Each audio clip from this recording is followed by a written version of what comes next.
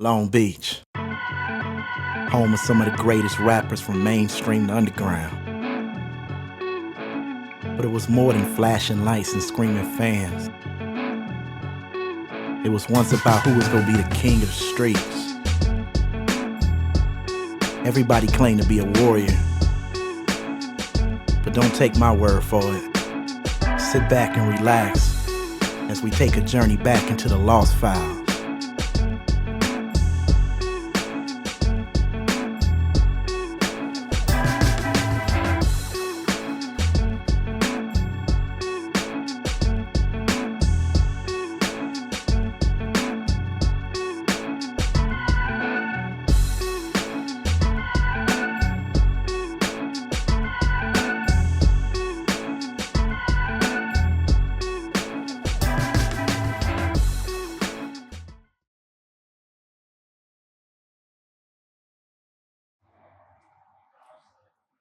We got Tripsane in the building. How you doing? I'm doing all right. And yourself? I'm doing well. Thank you for asking. So tell me a little bit about where the name Tripsane came from.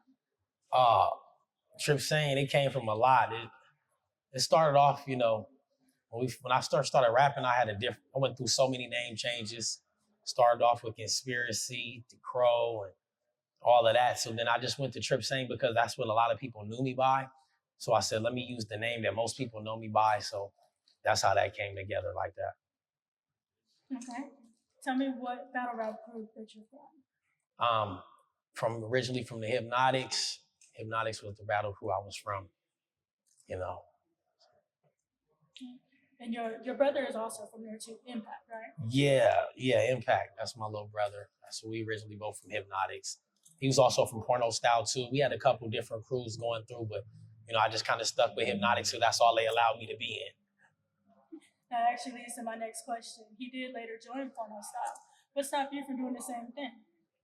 Porno Style, man, they never invited me. They you know what I mean? I had a lot going on, We would battle rap and do stuff together, hang out together, but Porno Style never invited me. I used to always try to stick around, hang around, see if they're gonna ask me. Never got the invite, so I guess I wasn't invited. During this documentary, names like Porno Style, Dynamic Certified, Hard Hitters, a lot of them have came up. How do you feel if the Hypnotics would have actually stuck together? How do you feel that things would have been different? How do you feel that they measure up to those names? I feel like at that time, I feel like we still measured up to those names, even now. I mean, I can't say that personally that I didn't know those groups stuck together. So I think through all of that time, everybody was notarized and doing their thing. And Hypnotics, we had a lot of members. I think Porno Style had a lot of members like that, but I think that Hypnotics, we was at 3 different schools. Starting off in high school, we had 3 different locations. So I think it was a lot of us. The more people that you get, the more chance you get to have confusion amongst you. How would you describe your battle rap style? My battle rap style? My battle rap style, at that time, really when the battle rapping was going on, I think I was still kind of composing my style, defining my style. So my style was like a mixture of different things. It wasn't West Coast. It wasn't, it wasn't East Coast. It was just, I guess it was Long Beach. I guess I could describe my style as it was Long Beach at that time. Is there anyone from the Long Beach battle rap scene that you wanted to battle but never had the chance to? Not really. I think I was always front line. I didn't battle with like Porno Style, with the Hard Hitters, with All Nighters, with Hypnotics, against other crews and within. So it was nobody, I was always the one, like, I probably battled more people than everybody except probably Prince. Because, I was there. I was willing to do it. Win, lose, or draw is what we're gonna do. We're gonna get it in. So I don't think that it was nobody who I really wanted, who I didn't battle. If I wanted them, I battled them. I think we ate real well. I think I did my stuff. I don't think it was nobody that I ran from or didn't get a chance to battle with. Do you feel like you ever took a loss during a battle? Of course. Tell me. Back then, nobody was gonna say they took losses. You know what I mean? Everybody wanted to be the best, but of course, we all if anybody on this documentary said they didn't take a loss, they're still living into that ego. Yeah, I lost a couple. Lost a couple. You said tell you about it? Yes. Tell me about it. I mean, I can honestly say one time that we had because my crew, I felt like we was like elite to me. You know what I'm saying? Everybody could rap. Prince, my brother has one. Everybody could rap. So we already felt like we was the best. And having that cocky attitude, I remember we went to the barbershop one time and just thought we was going to destroy everybody. And we all walked away with our heads down, no matter what they tell you. We walked away with our heads down. But yeah, I think that was that and actually battling has one. That was probably the two I can just really remember. But I got more wins than losses, so it don't matter. Okay. So tell me a little bit about your experience with the hip hop barbershop. With hip hop? Yeah, hip hop barbershop. Oh, the hip hop barbershop. Yes. I mean, I was different. I was like the glue, and my brother, we was like the glue. So we'd be battling people for different reasons. You know, your crew is your crew, and my crew is my crew, and we just be battling. The barbershop showed me something different.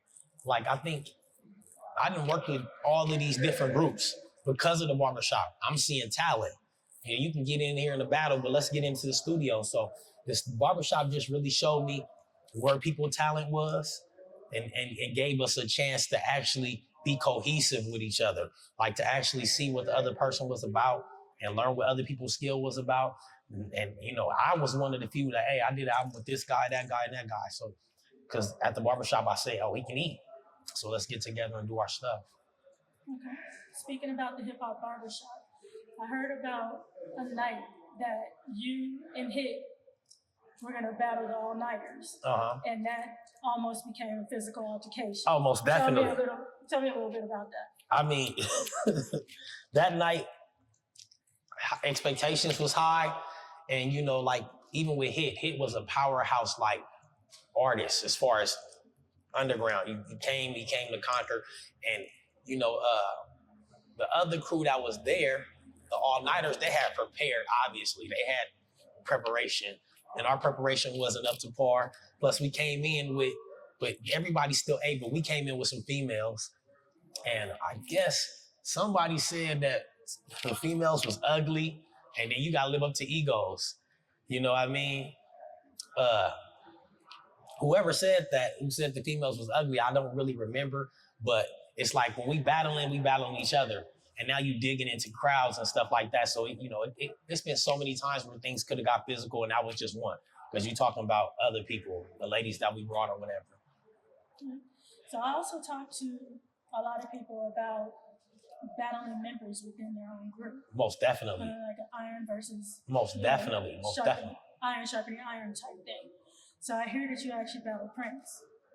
Yeah? Tell me a little bit about that. They said I battled Prince? I mean, I think we battled everybody. I can't really remember battling Prince. But one thing, if I battled Prince, I probably didn't win. I probably didn't win because, Prince was real good at that battle type of rap. And at that time, I was still developing my battle rap. I was good at it, but I was more like an artist type of rapper, making songs. But Prince, I probably battled Prince. But if I battled Prince, is not to my recollection where it was that bad. But battling Solomon has one, yeah, he ate me one day. I remember he destroyed me, made me bow out. I can't remember getting beat by Prince too much, though. But if I battled him, I didn't win, for sure. For sure. How did you prepare yourself for the transition from being an artist to a battle rapper? Like, what is the distinction between the two for you? And that's what I think, because of the battle rap, it's a whole different culture. And you got a lot of people that can be lyrical and have good content in that, and having that kind of content. But my rapping, I think that I was a better artist because I can make better songs.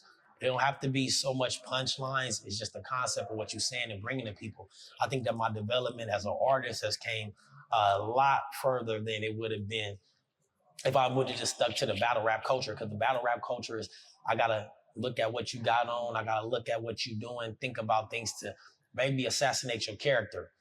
You know what I'm saying? With being an artist, I can talk about my life and what I've been through. It's a little bit different. Is there any battle rap artists out of the Long Beach scene that actually inspired you? Of course.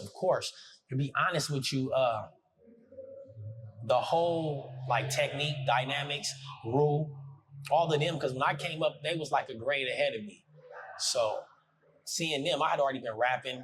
I had rapped for Warren G and rapped for a couple of people, but my style was a little bit more just West Coast. And then watching them rapping and seeing how intricate that they can get with the lyrics, it was like, it inspired me. When I go home, I got to come with a better punchline. I got to come with a better bar just to be able to compete with that level. So I say hit and technique and Little Tay and Rule for sure. Okay. And that actually leads to my next question. If you had to build your Mount Rushmore of Long Beach battle rappers, who would be your top five? Top five? Woo! My top five is going to be top five. That'd be probably Technique, Prince, Hit, somebody y'all probably never perfect. And I'm gonna give it to my little brother, Impact. Give it to Impact for sure.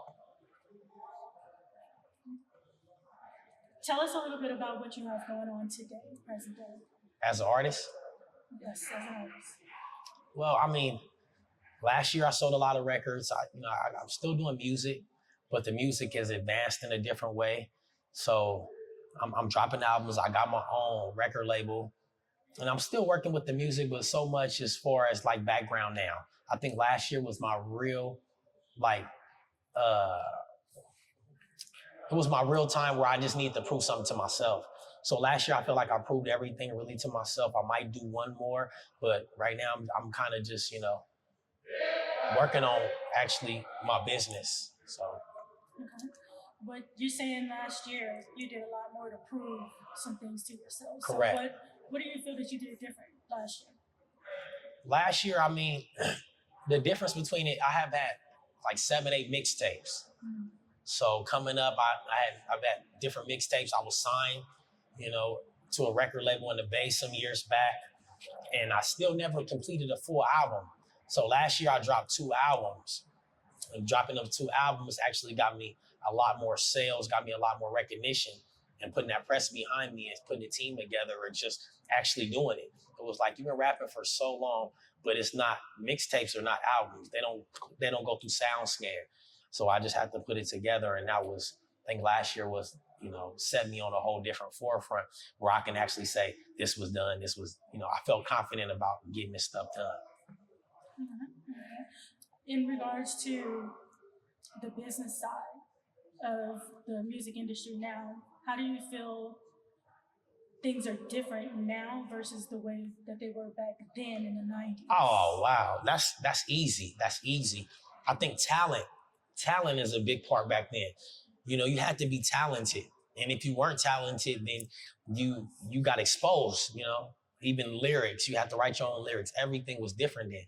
Now it's more about business and promotion, who you know, how you know them, and who can get you in the places that you need to go. It's not so much about talent, because you might not even have no talent. You can have somebody bring you material that's just good material, but you got that image, and your image can sell. So back then, the music was more, to me, more genuine. Not saying that it's not good music coming out now, because it most definitely is. But I just feel like now it's more about who you have behind you, who's working with you, who's putting money, and who's investing in you. So that's the difference in it now, to me. What platforms can the music that you're working on now be found on? All platforms, Apple, Spotify, any platform that there is. My music is available on all platforms, so they can check me out there. All platforms. What's the best way to stay connected with you on social media? Best way to stay connected is follow me on IG at Tripsane, Tripsane, TRIPSANE. I want to thank you for taking the time to interview me. I appreciate you guys. Thank you. Thank you. For and real. I do look forward to hearing the project. Okay, thank you. Appreciate it.